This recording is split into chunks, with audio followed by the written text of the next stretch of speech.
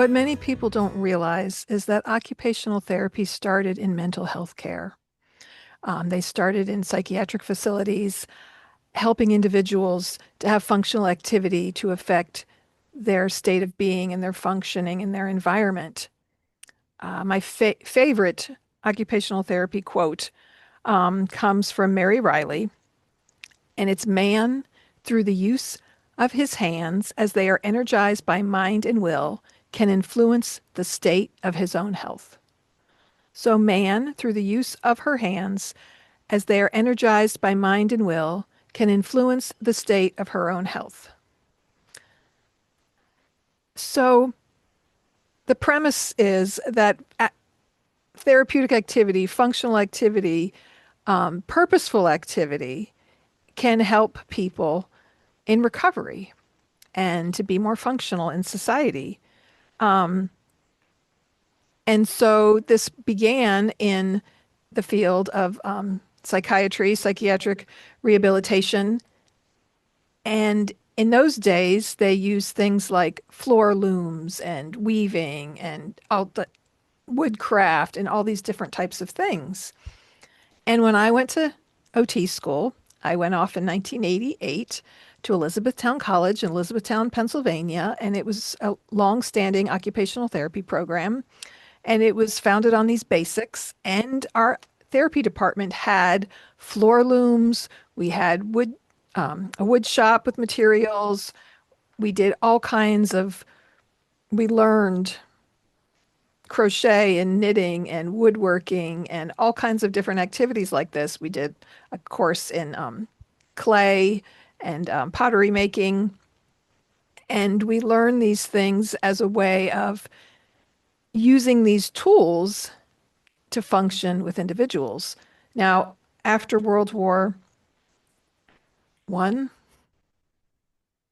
I think it was World War One, occupational therapy had a new focus in moving into physical rehabilitation, right? Using these same strategies to help people overcome physical disabilities.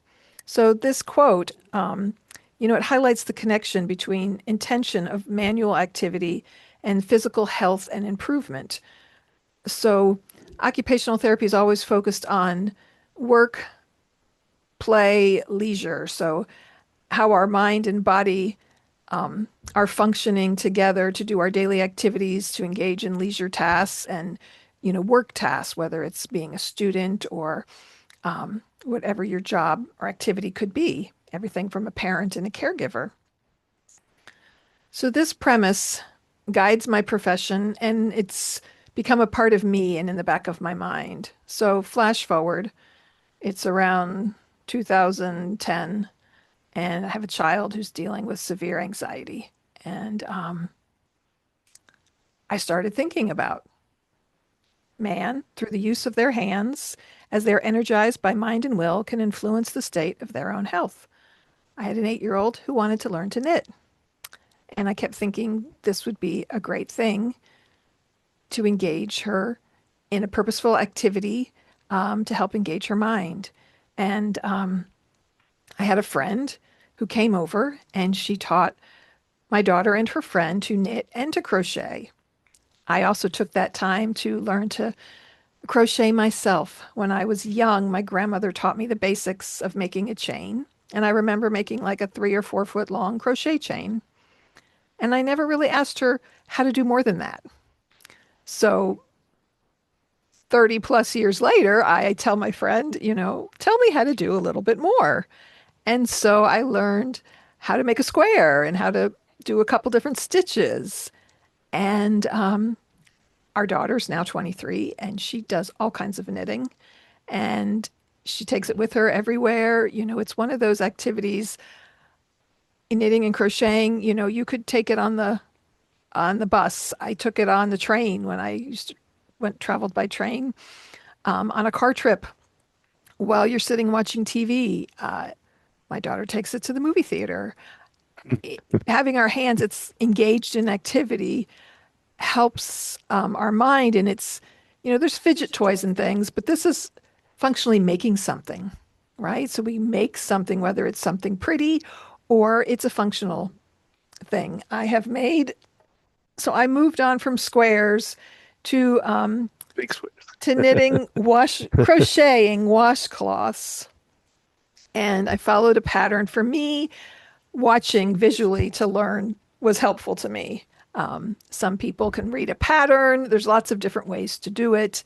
But for me, I have a favorite crochet YouTuber and I watch her videos to learn new stitches. And initially, I just did some basic ones for years and years. And so the basic washcloth pattern with cotton yarn. And then I realized, it would be also be helpful to have larger that are more like a paper towel, right? You can use them to dry vegetables off, and you can make them in all kinds of pretty colors. Um, and I actually, my first blanket I undertook, we'll have to have a picture of this. I made a whole bunch of crocheted squares, and then I decided to put Oh them my, yeah. together to make a king size blanket. And I didn't follow patterns and plans, and so my squares were all slightly different and different yarns. And I think it was my son's girlfriend who said, "Are you going to make a specific, pattern or put something in it?" And so I decided to put the letter G because our last name is Grodoff, And not your G. name is Gina, so it could be Um, the one. and so that was this huge project that spent years doing. It was a big task because it was spread out on the bed to connect all the squares together. And so then I learned how to do a blanket where you can just sit in your lap and crochet and crochet and crochet. And I've learned several different um, styles and patterns, and they're fun to make. They're great to give as gifts to keep us warm when it's cold. And I remember I learned to do the shell stitch. My grandmother, who crocheted her whole life till I think her arthritis in her hands stopped her, everyone had a blanket made by her. I have a shell stitch blanket, pink and white, that she made for me when I was young. She crocheted baby outfits. When our older daughter was born, she was the first girl that had been born in a while, and she had this beautiful hat, sweater, and booties in pink, all crocheted. And she did all kinds of intricate crochet work as well as, blankets and other things. And it's so special to have those items. I have a bigger kind of toddler size coat I passed on to one of my cousins when they had a child. And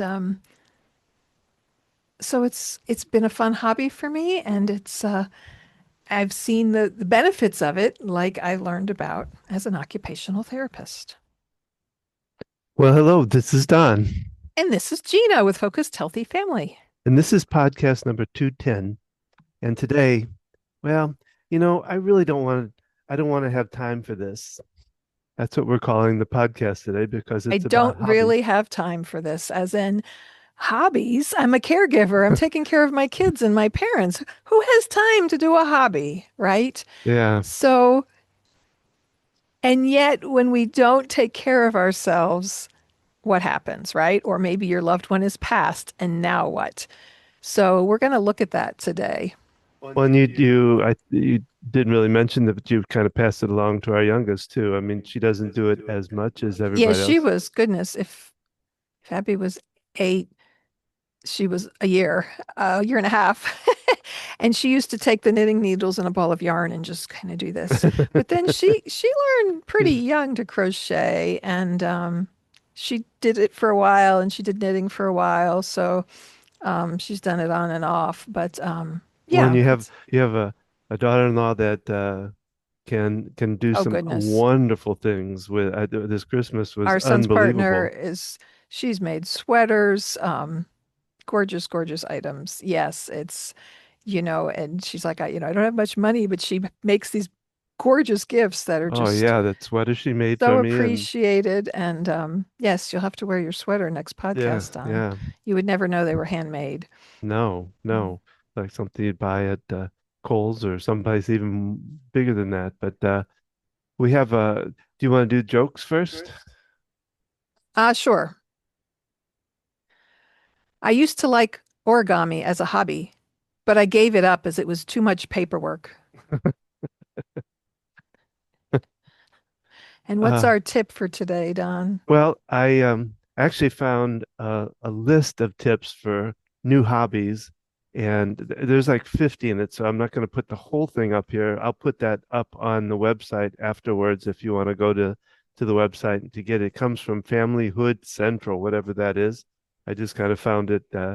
But here are some of the tips that the first one they start out with, I thought was a good one. It's start smart. You know, so when you begin, don't try to get all the skills in one So shot. this is learning a new hobby. Yeah, learning, yeah, new hobby, and it's building your skills to where you need to be. They talk about asking questions, and the next one down, or one of the ones down, is a 10, or break it into where am I at here? Listen to podcasts, ask questions, and listen to podcasts. Kind of go together because I think like you're watching some videos on how to do your crocheting. It's same for any hobby. It's a way of learning. Somebody else has done it.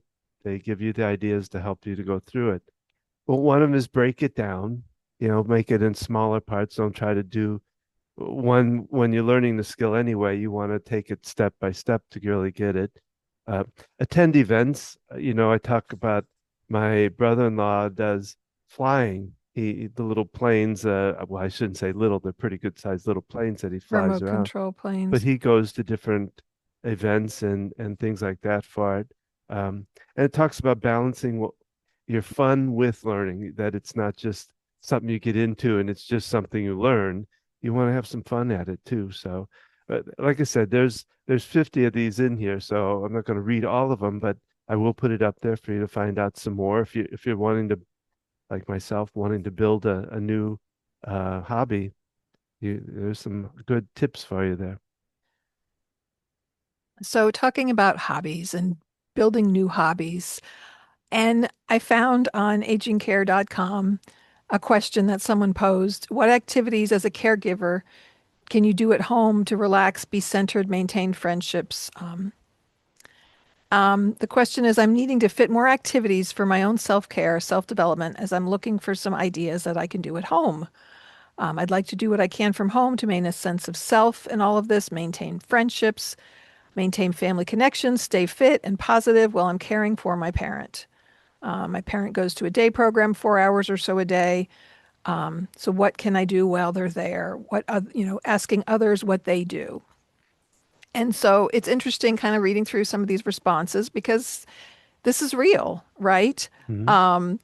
People talk about, looking for online classes through colleges if there's something you want to pursue. One person on here talked about how they went and got their associate's degree at the age of 70 something, spent years doing it, but it was a goal they had. They didn't have any job that they were going to, but they just that accomplishment that they wanted to complete that. And so think of anything you're interested in learning. You can look online and find online classes as well as in person. But for many of us, the time to do that can be challenging. Um, let's see, having other things you used to enjoy. Wait, there was playing the piano, doing some kind of craft work. How can you incorporate some of that today? Can you take an aspect of it that you'd be able to do on the go, right? While you're sitting and waiting, if your loved one goes in the hospital a lot, some crafts and hobbies you can take with you and do in those small bits of time that you had. Um, Someone mentions going on next door to connect with new neighbors. How do I have any time for that? I'm so busy caring for someone, and yet this is the frantic person that's overwhelmed, right? And if you can't make a little bit of time for yourself, even 15 minutes a day or 30 minutes once a week, then you're really heading quickly towards burnout if you're not already there and you're not taking care of yourself and you're going to pay for it over time with exhaustion and burnout, and it really can have a toll on your physical health. Um, As someone actually replied that they do crochet. They make lots of washcloths. They're small, they're quick, they're easy, and they make them in different colors. They give them to their friends and family until they have too many.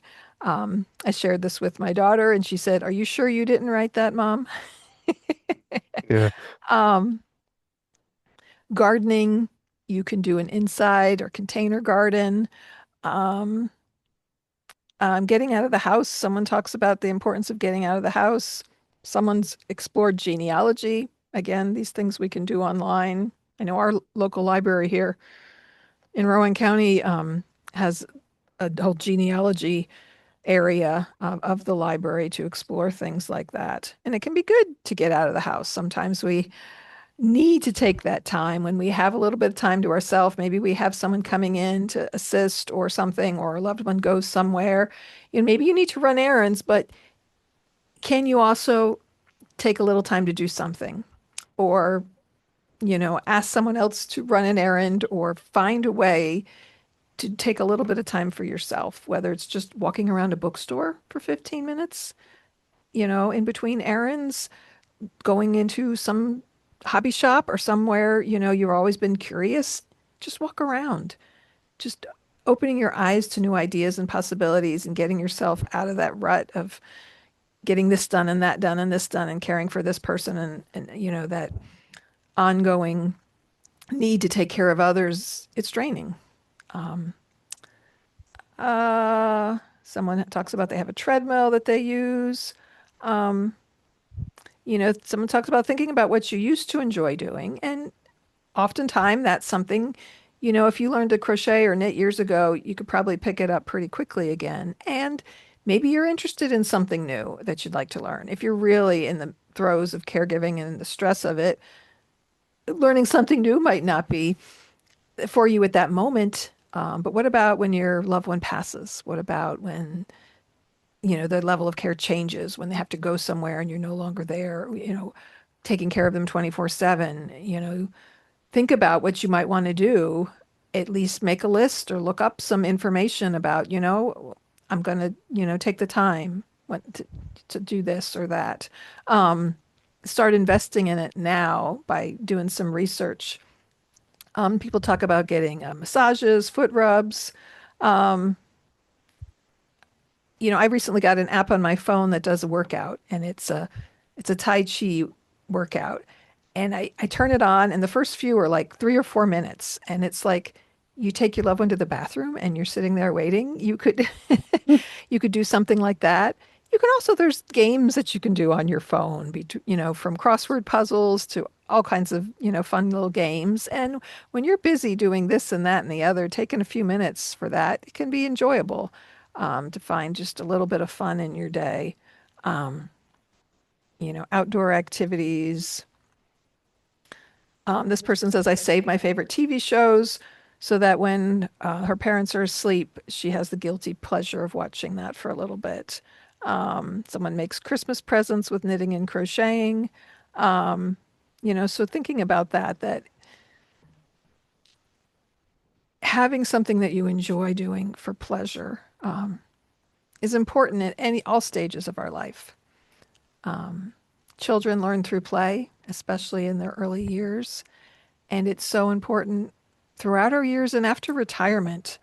I've worked with so many people who've recently retired and all of a sudden they get sick or they don't have things to do. They're less active, which can lead to illness and falls and injury. And, I've talked about this because being an occupational therapist and learning these things. I've always valued the balance of work and life and having enjoyment. And I know I've talked with you, Don, many times about, what are your hobbies? And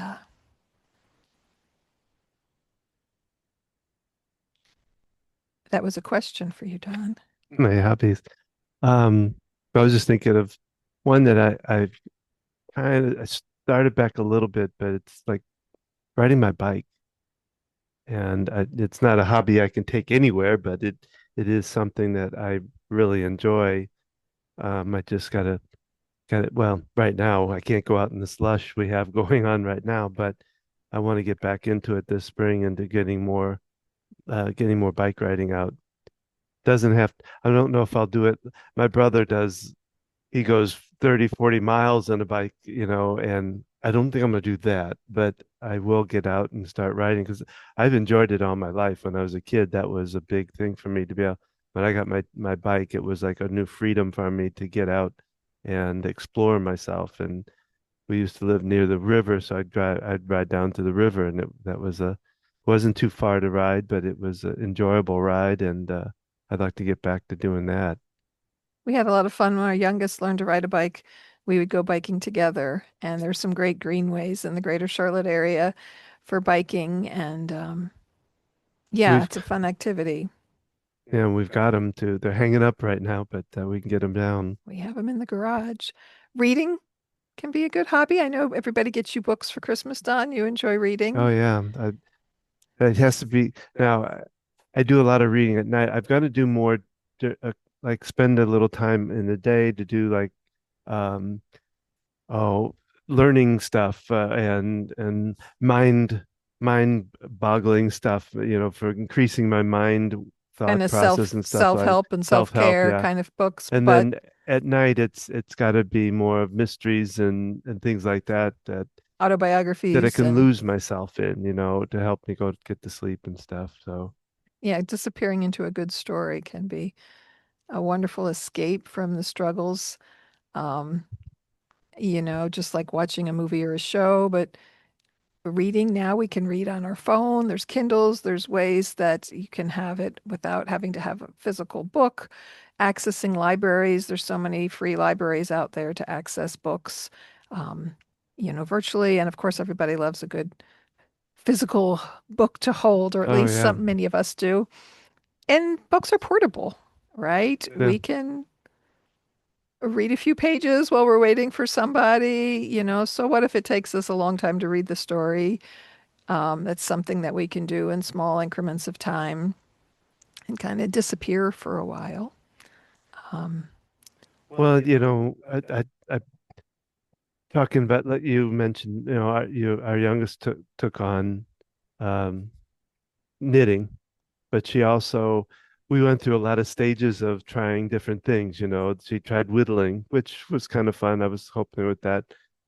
She wanted to play the organ, so we got the organ in there.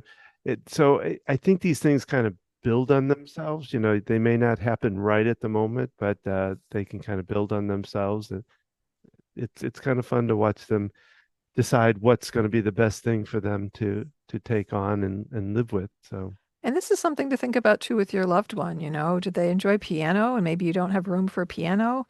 You can get a keyboard, a reasonably priced one. We have one that's actually got pedals to go with it. That's how our son took piano lessons on. And it's an electronic keyboard, but you can get small portable ones and different things. If someone enjoys music, or having other some kind of music game that they can play, there's so much you can do on different electronic devices or just, a simpler version of something. Um, some there's people like modeling, like putting it as a kid. I put together some cars where and I still think that goes on, but even that are Legos, building some different. Um, even one of our friends used to put together big Lego. Um, I want to say like Star Wars Yeah, stuff, Star Wars kits. So you buy Lego kits and different and you put them things. together. And there's also Connects. So things you might have enjoyed as a kid. Maybe your kids have moved out and these things are in your house. You can still have fun. Our son was really into the Connects and Mm. he got, it was a Ferris wheel and it literally spun around and had little buckets for the cars and people to go in them. And we can enjoy these things at any age. Um, Yeah. Talking about making models, clay. There's a lot of different types of clay. When the kids were little, they came out with this quick hardening, like not really a Play-Doh, but it dried over time. You mold and make something with it, and then you just let it dry, and it hardens, and not hard like a ceramic or pottery, but firm enough for a fun little thing. So these things we can do at any age. Go into any hobby store or section of a department store. And adult coloring books have become a huge thing. That's something you can take with you. You can do coloring apps on an iPad or other device that you can do on the go. Well, you think about, like you said, I think that I see a lot with retired people that they want to do something, they I, it's hard for me to think about quitting a job because I like what I do and all that. But when you do and you don't have somewhere to go to or be in, it's good to have something to be able to fill your time. And a lot of times they'll even be doing things like making jewelry and stuff that they can actually sell for a little bit if they need to. So I think that's important as we retire to think about that of what we're going to do when we get out of the retirement or when we get into retirement. Yeah, my mom, since my father passed, started volunteering at a local elementary school, tutoring real young kids. She used to be a teacher, and she's really enjoying it. And it's been a long time since she's done any teaching. So there's so many different volunteer opportunities that we can get involved in, whether it's the library or a youth program or even a senior center. Lots of seniors volunteer at senior centers. Um, but yeah, that sense of purposeful activity, we have quite a few people where I work at the independent living community. And for a while, we had a speech language pathologist, and it was wonderful because we both address things like cognition and our social functioning. And there were several people there that just needed a purpose. They needed something to do. And you're retired, you're maybe widowed, you live in this building. There's activities that go on, but maybe it's not things you enjoy, having some sense of purpose. So finding a way to connect with some people are we found they're helping another resident who needed more assistance and because they wanted that sense of helping someone else. And so connecting with the activities department, life enrichment, if your loved one lives at a facility or if you yourself do, even an independent living community, finding out what could you do to help? Could you help handing out information or looking things up online or so many different ways. If there's events or activities, I went looking for a resident the other week, and they had hosted a activity down in the main area, and I saw her helping to clean up and put the things away, and I'm like, how perfect, this person has very limited ability with her memory, and yet she can still engage even with her walker. Her balance is good enough. She was carrying some items into the from the where they had things out in the lobby and to help put things away and just that sense of I could tell the confidence she had in doing these things because I offered to carry something and she's like, oh, I'll make another trip, I'll come back and get it, and allowing those people to help and do those things. Maybe your loved one lives with you and they want to make the beds. Let them, don't tell them no, you don't have to do that. If you're concerned about their safety, um, get an occupational therapist involved, get orders from a doctor for home health occupational therapy services, and have them assess their safety doing these activities. This is a big part of what I do working with senior populations is, things that they want to be able to do or feel, they need to do.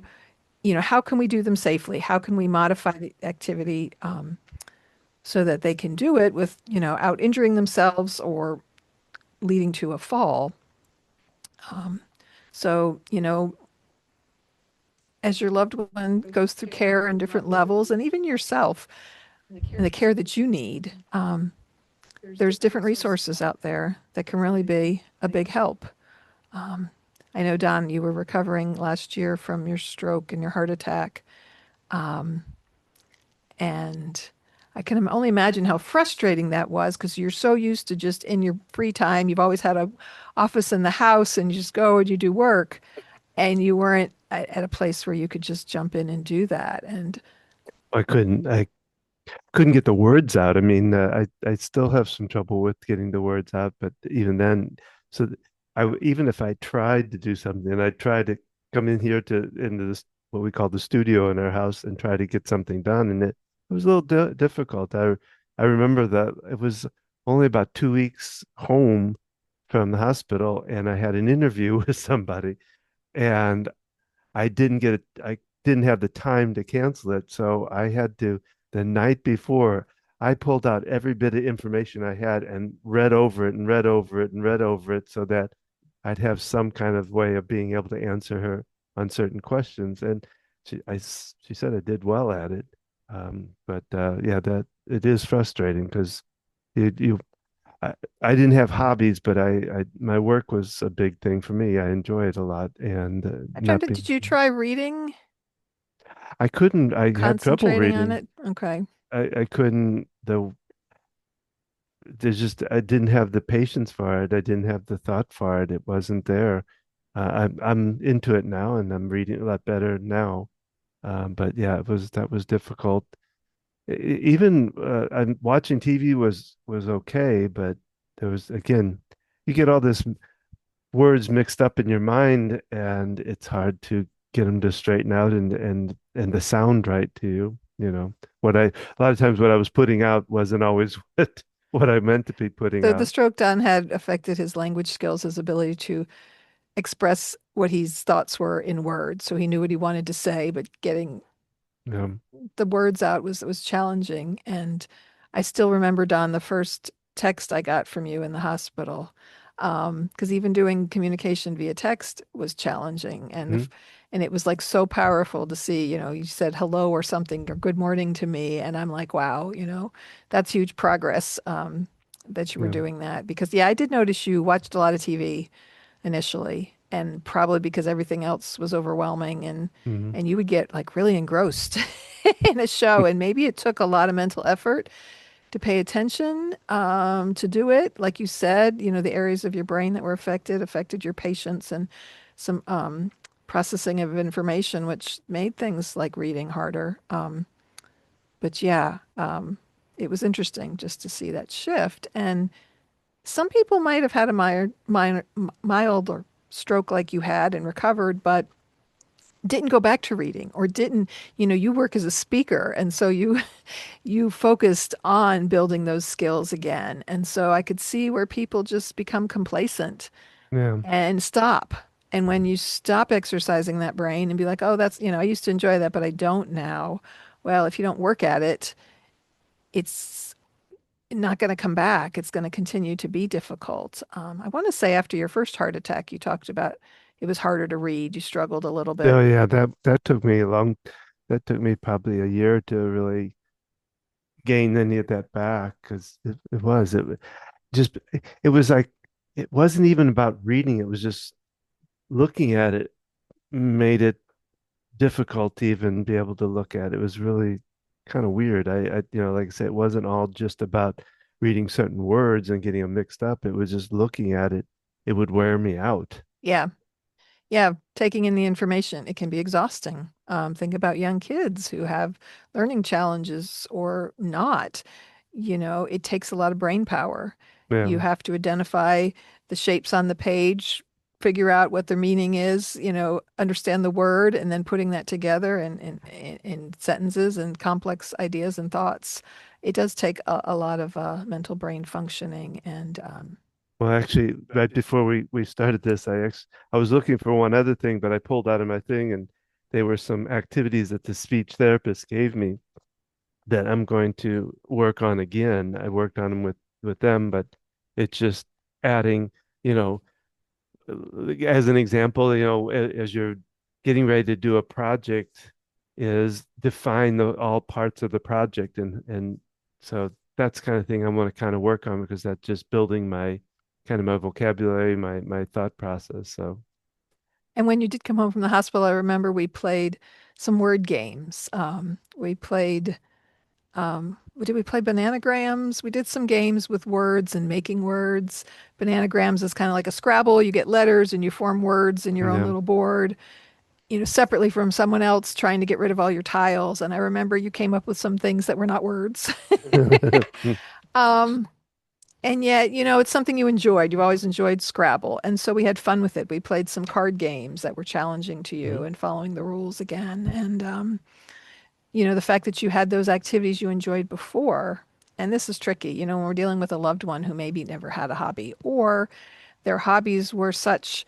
I'm thinking about my dad. His hobbies were golfing, fishing, and woodworking, very physical activities. And when you're Yeah. limited physically to do those things, it left him, without a lot of fun activities. He watched funny TV shows that he enjoyed, but those activities that he could no longer do, I kept trying to figure out a way to I know when he was going to the adult center, they tried to bring out some wood things for him, but to him that was frustrating. He didn't Hmm. want to do something simple with the wood. It was something he used to be good at, and he was very aware he wasn't, and it just got him really frustrated every time they brought that out.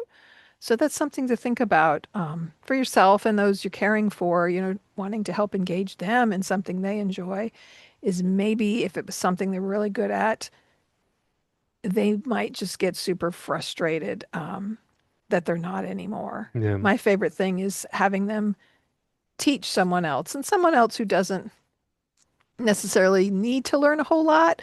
But, mom, remind me how this recipe goes and let them tell you or a grandchild, how to do something and just be on board that it's okay if they mess up or they make a Hmm. mistake with it. One of the people I work with at work she hadn't cooked in a while. They left their house and moved into our independent living where they serve all your meals and you only have a very small kitchenette in the building I work in.